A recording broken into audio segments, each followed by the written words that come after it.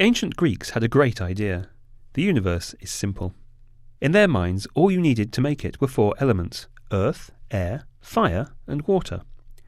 As theories go, it's a beautiful one. It has simplicity and elegance.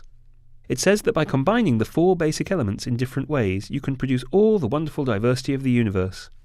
Earth and fire, for example, give you things that are dry. Air and water, things that are wet. But as theories go, it had a problem. It didn't predict anything that could be measured. And measurement is the basis of experimental science. Worse still, the theory was wrong. But the Greeks were great scientists of the mind, and in the 5th century BC, Leucippus of Miletus came up with one of the most enduring scientific ideas ever. Everything we see is made up of tiny, indivisible bits of stuff called atoms. This theory is simple and elegant, and it has the advantage over the earth, air, fire and water theory of being right. Centuries of scientific thought and experimentation have established that the real elements, things like hydrogen, carbon and iron, can be broken down into atoms. In Leucippus's theory, the atom is the smallest indivisible bit of stuff that's still recognizable as hydrogen, carbon or iron. The only thing wrong with Leucippus's idea is that atoms are, in fact, divisible. Furthermore, his atoms idea turns out to explain just a small part of what the universe is made of. What appears to be the ordinary stuff of the universe is in fact quite rare. Leucippus's atoms, and the things they're made of, actually make up only about 5% of what we know to be there. Physicists know the rest of the universe, 95% of it, as the dark universe, made of dark matter and dark energy. How do we know this?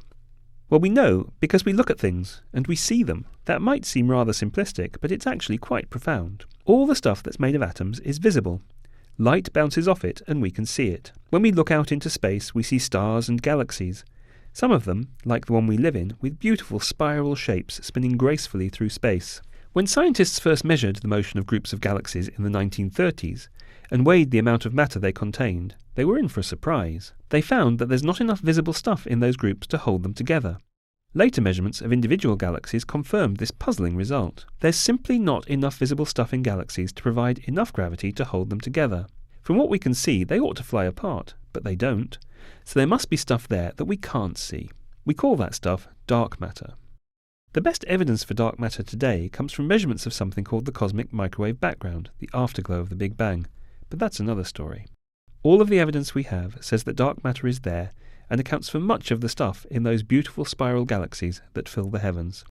So where does that leave us?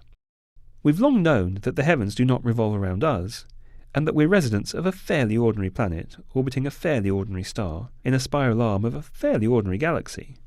The discovery of dark matter took us one step further away from the centre of things. It told us that the stuff we're made of is only a small fraction of what makes up the universe. But there was more to come. Early this century, scientists studying the outer reaches of the universe confirmed that not only is everything moving apart from everything else, as you'd expect in a universe that began in a hot, dense Big Bang, but that the universe's expansion also seems to be accelerating. What's that about? Either there's some kind of energy pushing this acceleration, just like you provide energy to accelerate a car, or gravity does not behave exactly as we think. Most scientists think it's the former, that there's some kind of energy driving the acceleration, and they've called it dark energy. Today's best measurements allow us to work out just how much of the universe is dark. It looks as if dark energy makes up about 68% of the universe, and dark matter about 27%, leaving just 5% for us and everything else we can actually see. So what's the dark stuff made of? We don't know, but there's one theory called supersymmetry that could explain some of it. Supersymmetry, or SUSY for short, predicts a whole range of new particles, some of which could make up the dark matter. If we found evidence for SUSY, we could go from understanding 5% of our universe, the things we can actually see, to around a third. Not bad for a day's work. Dark energy will probably be harder to understand, but there are some speculative theories out there that might point the way. Among them are theories that go back to that first great idea of the ancient Greeks, the idea that we began with several minutes ago, the idea that the universe must be simple. These theories predict that there is just a single element from which all the universe's wonderful diversity stems, a vibrating string. The idea is that all the particles we know today are just different harmonics on the string. Unfortunately, string theories today are as yet untestable, but with so much of the universe waiting to be explored, the stakes are high. Does all this make you feel small? It shouldn't. Instead, you should marvel in the fact that, as far as we know, you are a member of the only species in the universe able even to begin to grasp its wonders, and you're living at the right time to see our understanding explode.